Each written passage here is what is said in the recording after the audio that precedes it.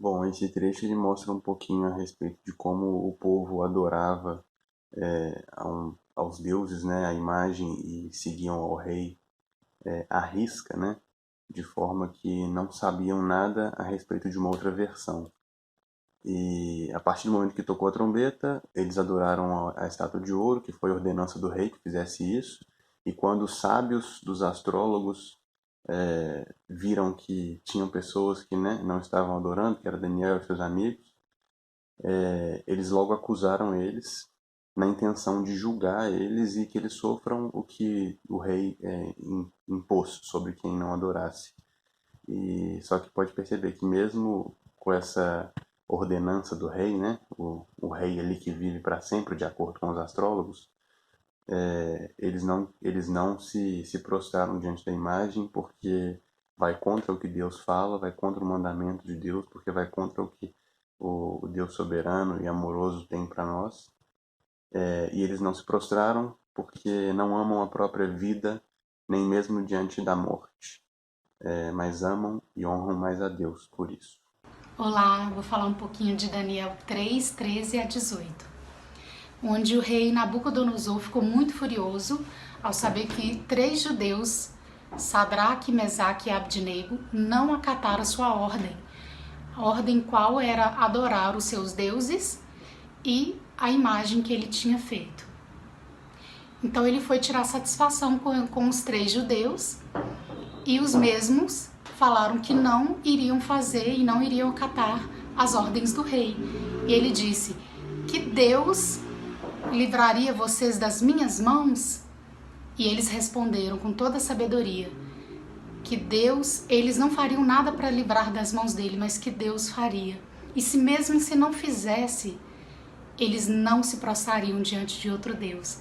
Então, esses versículos são muito fortes, falaram muito ao meu coração da fidelidade desses 3 judeus ao único e verdadeiro Deus vivo. Amém. O 3, dos versos 19 a 23, nos mostra qual foi a reação do rei Nabucodonosor diante da posição de Sadraque, Mesaque e Abidnego, que se posicionaram dizendo que não se dobrariam diante de nenhum outro deus ou imagem que não fosse o próprio Deus. O rei fica tão enfurecido que manda os 3 para uma fornalha tão quente, 7 vezes mais quente do que o normal, que foi capaz de matar os soldados que levaram os 3 até lá só por terem se aproximado das chamas. E esse trecho, apesar de pequeno, tem 2 coisas importantes para nos ensinar.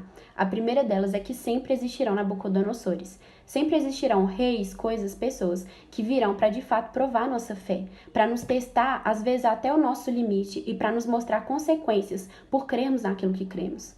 E o segundo ponto é qual é o preço que nós deveríamos pagar por crermos em Jesus? Será que de fato temos dado tudo por causa da fé que nós professamos? Quando a gente lê Hebreus 11, ali são listados os heróis da fé, homens que foram conhecidos assim porque de fato estavam dispostos a dar tudo, até mesmo seu próprio filho, por crerem nas promessas de Deus. E eu fico pensando, como que foi a ida desses 3 homens para a fornalha? Caminhando ali, com certeza, para uma morte certa, ou para um milagre de Deus. Para onde eles olharam? Para Nabucodonosor e para as consequências que ele apresentou? Ou, de fato, para as promessas que Deus tinha para eles? Para o Deus grande que eles serviam?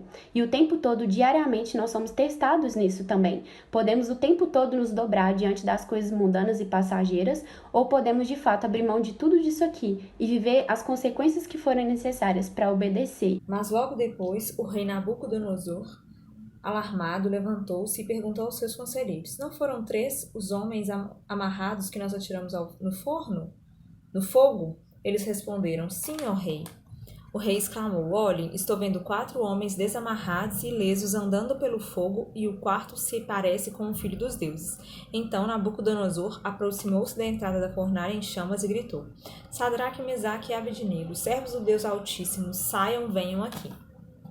Qual que é o contexto dessa história?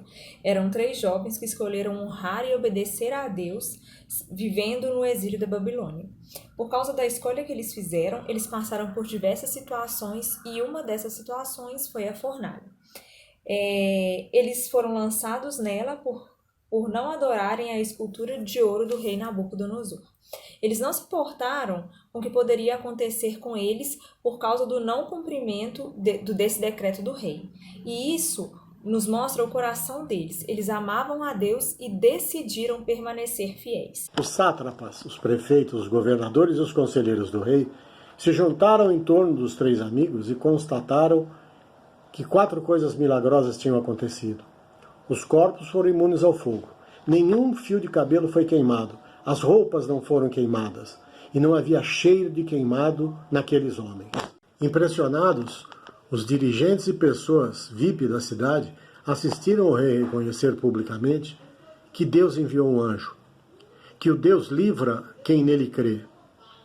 Mesaque, Sadraque e Abednego, por sua fé, ofereceram seus corpos em sacrifício.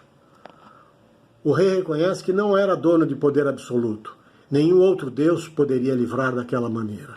Então, disse Nabucodonosor: Bendito seja o Deus de Sadraque, Mesaque e Abednego, que enviou o seu anjo e livrou os seus servos, que confiando nele desafiaram a ordem do rei, preferindo abrir mão da própria vida a prestar culto e adorar a qualquer outro Deus que não fosse o seu Deus.